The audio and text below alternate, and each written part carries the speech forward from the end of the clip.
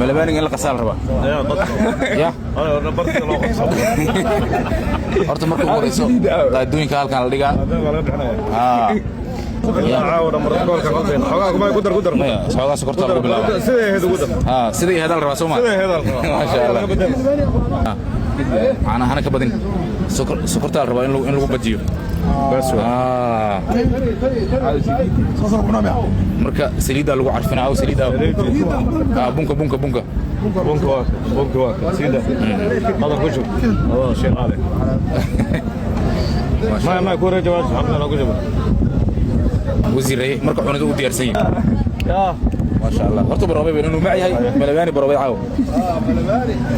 ay ka sheekay marka معقول ما معقول بس واي